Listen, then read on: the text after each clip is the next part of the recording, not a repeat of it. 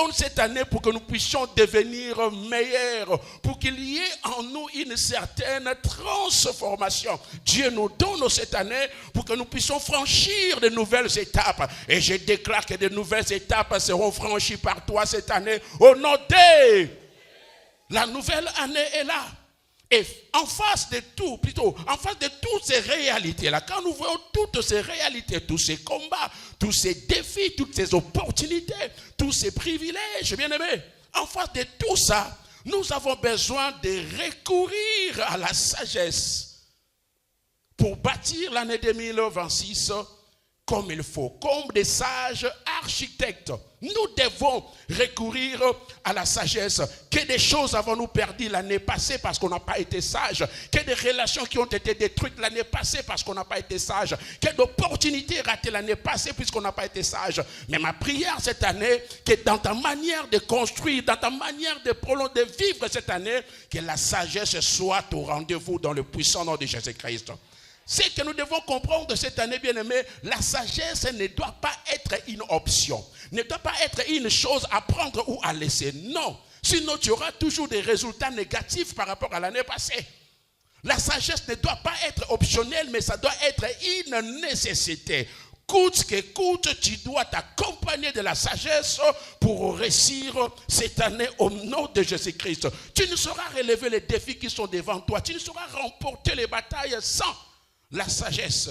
Nous avons besoin de bâtir, mais surtout de bâtir avec sagesse. Et quand nous arrivons à bâtir avec sagesse, nous allons régner par la sagesse.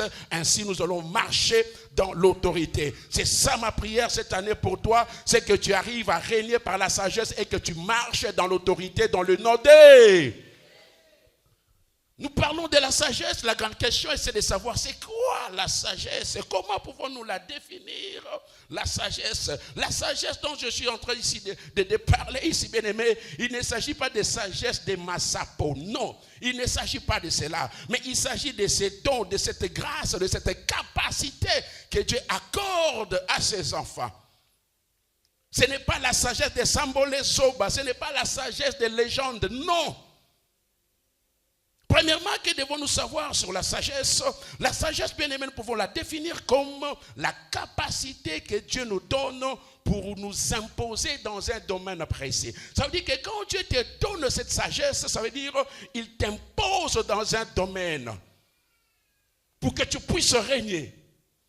Et en t'imposant dans ce domaine, cela va te permettre d'étendre ta zone d'influence. À cause de ta sagesse, ta renommée va se répandre. À cause de ta sagesse, les gens vont te consulter. À cause de ta sagesse, les problèmes seront résolus. À cause de la sagesse, les difficultés seront jugées avec équité. C'est la capacité que Dieu nous donne pour nous imposer dans un domaine. Et je vois cela dans la vie de Joseph. À un moment donné, le pharaon a fait un rêve. Il cherchait une interprétation par rapport à son rêve, mais il n'en trouvait pas. Il va faire venir tous les mages, les sages qui étaient auprès de lui pour lui apporter une interprétation. Aucun succès. Aucun succès. Et on lui a parlé d'un certain Joseph. Et quand Joseph s'est pointé devant le roi, écoute ce que le roi va dire à Joseph. Il dit, on m'a parlé de ta capacité à résoudre, à interpréter les rêves. J'ai trouvé en toi une certaine sagesse. Et quand Joseph a fini de donner l'interprétation aux rêves de Pharaon, il va dire ceci à Pharaon. Maintenant que le Pharaon choisisse un homme intelligent et sage et qu'il le mette à la tête de l'Égypte. Il dit que le roi choisisse, que Pharaon choisisse un homme sage. Et le pharaon va se dire ceci, je ne trouve pas cet homme sage à part toi. C'est-à-dire, c'est toi la personne sage en question. C'est toi la personne qu'il faut à cette place. Donc Dieu va finir par imposer Joseph dans les plans de Pharaon. Et ma prière ce matin, que Dieu te donne également une sagesse qui fera en sorte que tu sois l'homme qu'il faut à la place qu'il faut. Une sagesse qui fera en sorte que tu sois l'homme idéal pour des problèmes spéciaux. Et c'est ça ma prière. Et c'est comme ça que Dieu va finir par imposer Joseph. Parce qu'il avait la sagesse. Il avait cette capacité de juger. Il avait cette capacité de comprendre les choses. Bien sûr, il faisait face à l'opposition. Vous connaissez tous l'histoire de Joseph, comment est-ce qu'il s'est retrouvé en Égypte, comment est-ce qu'il va se retrouver dans une cellule de prison. Mais malgré cela, comme la sagesse de Dieu était sur lui, Dieu a fini par les propulser. Je prie et je déclare qu'en ces 2026, que Dieu t'impose dans la cour des grands au nom de Jésus-Christ.